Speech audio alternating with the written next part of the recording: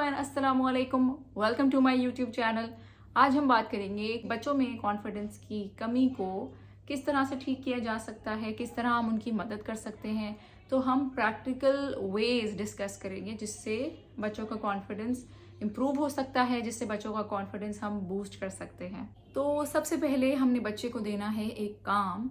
वो काम ऐसा होना चाहिए कि आपको पता हो कि my child is able to handle it and my child has the ability to do it. ठीक है, तो उसमें होगा ये, यूजुअली हम जो बच्चों को काम देते हैं वो बच्चे बेहतरीन तरीके से करने के काबिल नहीं होते, लेकिन हम चाहते हैं वो ये काम करें, तो हम समझते हैं कि उन्हें कर लेना चाहिए। और फिर उसका रिजल्ट ये होता है कि जब बच्चे से वो काम नहीं होता तो हमें फ्रस्ट्रेशन होती है, हमें गुस्सा आता है।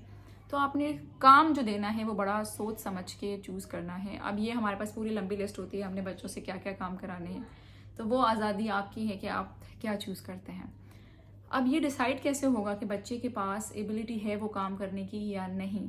तो अपने दिमाग में आपने एक टेस्ट रन करना है, और वो टेस्ट ये है, मतलब आपने इमेजिन ये करना है कि अगर इस काम के बदले में मैं अपने बच्चे को उसकी फेवरेट चीज़ ऑफ़र करूं तो वो काम कर लेगा। ज़रूरी नहीं है, मतलब मैं बिल्कुल नहीं कह रही आपको कि आप उसकी फेवरेट चीज़ उसको दें या रिवॉर्ड देकर काम कराएं, लेकिन सिर्फ इमेजिन करके आपने इस बात का फैसला करना है कि बच्चा वो काम कर सकता है या नहीं। दूसरा काम आपने ये करना है that you need to back off, distance yourself, यानी कि आपने टास्क के दौरान बच्चे को सुपरवाइज नहीं करना, बच्चे को मॉनिटर नहीं करना, बच्चे को इंस्ट्रक्शंस नहीं देनी। उसे अपने तरीके से वो काम करने दें और उसे तरीका ढूंढने दें कि ये काम किस तरह किया जाएगा। आपने इंटरफेयर नहीं करना। होता यह है कि हम जब बच्चों को सुपरवाइज करते हैं या देख रहे होते हैं तो हम मुसलसल ना चाहते हुए भी इंस्ट्रक्शंस दे रहे होते हैं, तो हम रेस्क्यू करने के लिए उनको वो काम खुद करना शुरू कर देते हैं। ना हमने रेस्क्यू करना है और ना उन्हें रिमाइंड कराना है। वो हमारे लिए रिमाइंडर होता है, करा रहे हैं, पर बच्चे उससे इरिटेट हो जाते हैं। तीसरा काम हमने ये करना है कि दिल ही दिल में, पूरे दिल से उम्मीद करनी है कि बच्चा ये काम ना कर सके, बच्चा ये काम करने में नाकाम हो जाए। जी, आपने बिल्कुल सही सुना। लेकिन हम एज पेरेंट्स ये क्यों चाहेंगे कि हमारा बच्चा टास्क में नाकाम हो जाए? क्योंकि हमने अपनी ज़िंदगी के तमाम बड़े सबक तब सीखे जब हम फेल हुए। तो फेलियर का ये जो प्रोसेस है ये बच्चे को बहुत कुछ सिखाता है।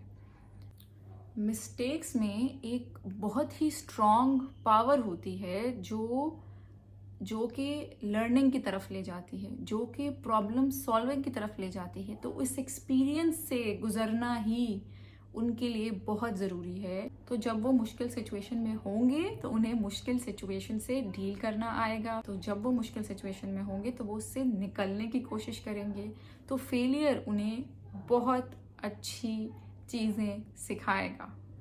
चौथा काम ये है कि जब बच्चा आपको हारता हुआ नज़र आ रहा है तो आपने you have to keep a smile on your face, और आपने एम्पैथी का भरपूर मुजाहरा करना है।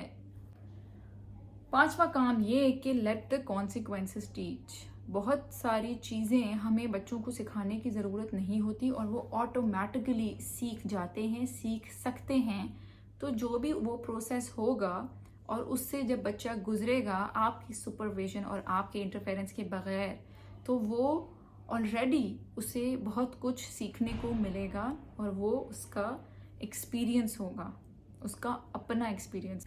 और अब क्या करना है? Give them the same challenge again, यानी कि हम वही टास्क बच्चे को दोबारा देंगे, और अब क्योंकि उसके पास एक्सपीरियंस है, क्योंकि वो टास्क उससे नहीं हुआ, तो अब शायद वो बेहतर तरीके से उसी टास्क को अप्रोच करेगा या नए तरीके से उस टास्क को अप्रोच करेगा। हमें ये याद रखना है कि हमारा मकसद टास्क कंप्लीट कराना नहीं है, हमारा मकसद है बच्चे को कॉन्फिडेंस सिखाना।